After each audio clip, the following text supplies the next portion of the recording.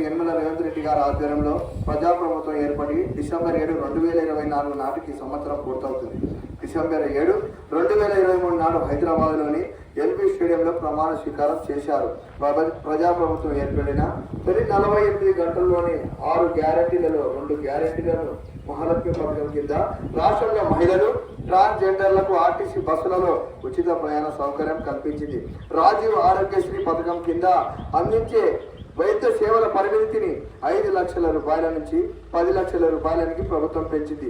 ఈ పథకం కింద అందించే చికిత్సల సంఖ్యను మొత్తం 1835కు పెంచింది. అభయ హస్తం హామీల అమలు కోసం ప్రజాపాలన కార్యక్రమం నిర్వహించింది. ప్రగతి భవనాన్ని మహాత్మా జ్యోతిరావు ఫులే ప్రజాభవనంగా మార్చి అక్కడ ప్రజావాణి కార్యక్రమాన్ని ప్రారంభించారు.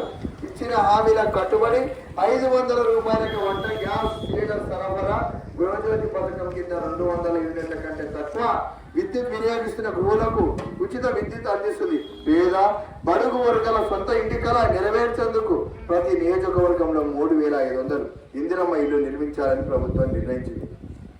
ఉప ముఖ్యమంత్రి శ్రీ గౌరవనీయులు మల్లుభట్టి విక్రమార్క సార్ గారు రాష్ట్ర శాసనసభలో రాష్ట్ర ఆర్థిక పరిస్థితిపై, విద్యుత్ రంగంపై శ్వేతపత్రాలు సమర్పించారు.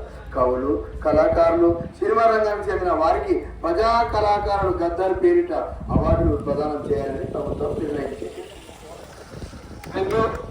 ఈ విధంగా రాష్ట్ర ప్రభుత్వం చేయాల్సినటువంటి పనులన్నీ కూడా చేస్తా ఉంది. అన్ని ఒకేసారి కావు. మరి మనందరికీ తెలుసు, మన ఇంట్లో సంసారం చేస్తుంటాం. మనం ఒకటి వెళ్తే ఒకటి వెళ్ళదు. అన్ని కూడా సమకూర్చుకొని ఒకటి చేసుకుంటూ వస్తుంది కనుక మీరందరూ కూడా పెద్ద మనసుతో ప్రభుత్వాన్ని దీవించండి. వచ్చేటటువంటి కార్యక్రమాలన్నింటినీ కూడా ప్రతి ఒక్కరు కూడా తెలియజెప్పి అందరినీ మరి ఆ పథకాలు సంక్షేమ ఫలాలని కూడా అనేటట్టు మనం సహకరిస్తామని చెప్పేసి కోరుకునే అవకాశం ఇచ్చిన అందరూ కూడా ధన్యవాదాలు తెలియజేస్తూ ముగిస్తూ సెలవు తీసుకుంటున్నాం. జై